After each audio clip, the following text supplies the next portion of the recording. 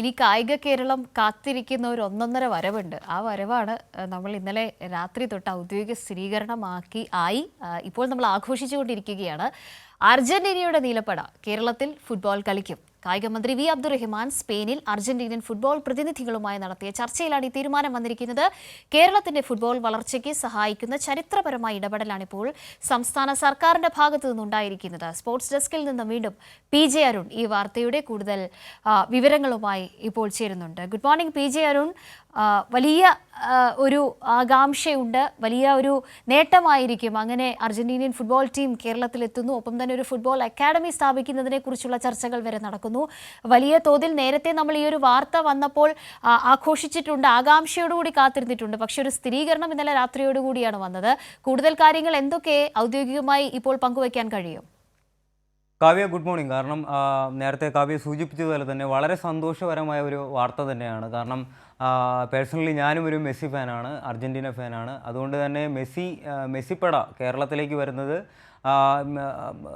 ഏതൊരു ഫുട്ബോൾ ആരാധകനെ പോലെയും ഞാനും വളരെ രീതിയിൽ പ്രതീക്ഷിക്കുന്ന ഒരു കാര്യം തന്നെയാണ്. എന്തായാലും ഇതുമായി ബന്ധപ്പെട്ട് വളരെ പോസിറ്റീവായിട്ടുള്ള ശുഭസൂചകമായ വാർത്തകൾ തന്നെയാണ് സ്പെയിനിൽ നിന്നും നമുക്കിപ്പോൾ ലഭിച്ചുകൊണ്ടിരിക്കുന്നത്. നമ്മുടെ ഇതുമായി ബന്ധപ്പെട്ട് കഴിഞ്ഞ ദിവസങ്ങളിൽ വി അബ്ദുൾ റഹ്മാൻ, നമ്മുടെ കായിക മന്ത്രി വി അബ്ദുൾ റഹ്മാൻ സ്പെയിനിലേക്ക് തിരിക്കുകയും അവിടെ ക്രിക്കറ്റ് അക്കാദമിയിൽ നേരിട്ട് സന്ദർശനം നടത്തുകയും അർജന്റീനൻ ഫുട്ബോൾ ടീം അധികൃതരുമായി നേരിട്ട് സംവാദത്തിൽ ഏർപ്പെട്ട് ഈ ടീമിനെ കേരളത്തിലെത്തിച്ച് സൗഹൃദ മത്സരം സംഘടിപ്പിക്കുക എന്നുള്ള ഒരു നീക്കം ആരംഭിച്ചു. എന്തായാലും ശുഭസൂചകമായ പുരോഗമനപരമായിട്ടുള്ള വാർത്തകൾ തന്നെയാണ് വരുന്നത്, പോസിറ്റീവായിട്ടുള്ള വാർത്തകൾ തന്നെയാണ് നമുക്കിപ്പോൾ അറിയാൻ കഴിയുന്നത്. ഇതുമായി ബന്ധപ്പെട്ട് നേരത്തെ സൗഹൃദ മത്സരം ഇന്ത്യയിൽ സംഘടിപ്പിക്കാനുള്ള ചെലവ് ചൂണ്ടിക്കാട്ടി നേരത്തെ കേന്ദ്ര സർക്കാർ ഇതിനെതിരെ മുഖംതിരിച്ചപ്പോൾ കേരളം ഈ ഒരു അർജന്റീന ഫാൻ, കേരളം ഉൾപ്പെടുന്ന അർജന്റീനയുടെ പലപ്പോഴും ഒഫീഷ്യൽ അവരുടെ X account, Twitter അക്കൗണ്ടിലും Facebook അക്കൗണ്ടിലെല്ലാം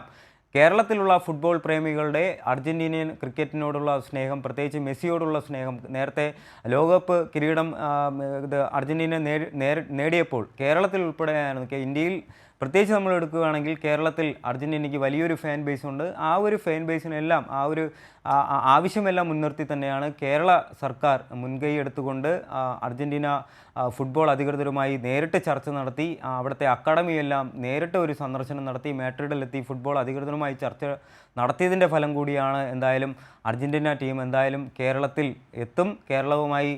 കേരളത്തിലെത്തുന്ന Argentina team ഇവിടെ ഒരു സൗഹൃദ മത്സരം സംഘടിപ്പിക്കുന്ന തരത്തിലുള്ള വാർത്തകൾ തന്നെയാണ് വരുന്നത്. പക്ഷേ ഈ ഒരു മത്സരം എപ്പോൾ സംഘടിപ്പിക്കാൻ കഴിയുമെന്നുള്ള തരത്തിൽ ഔദ്യോഗിക തീയതി ഇതുവരെയും പ്രഖ്യാപിക്കപ്പെട്ടിട്ടില്ല. എന്തായാലും ഉടനെ വരുന്ന സമയങ്ങളിൽ യുദ്ധകലാടിസ്ഥാനത്തിൽ തന്നെ ഇതിൻ്റെ ഒരു നടപടികളുമായി മുന്നോട്ട് പോകുവാൻ തന്നെയാണ് സംസ്ഥാന സർക്കാരും പ്രത്യേകിച്ച് കായിക വകുപ്പും കായിക മന്ത്രിയും അവിടെ നേരിട്ടെത്തി ചർച്ച നടത്തിയതിൻ്റെ ഫലമായി നമുക്കിപ്പോൾ അറിയാൻ കഴിയുന്നത്. കാവ്യ.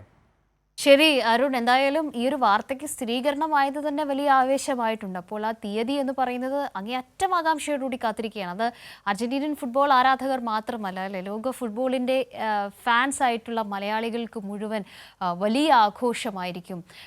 അർജന്റീനിയൻ ടീം കേരളത്തിലെത്തുന്നു, സൗഹൃദ മത്സരം കളിക്കുന്നു. ഒപ്പം കേരളത്തിൻ്റെ ഫുട്ബോൾ രംഗത്തെ മികവിന് വലിയൊരു അടയാളപ്പെടുത്തലാവുകയാണ്.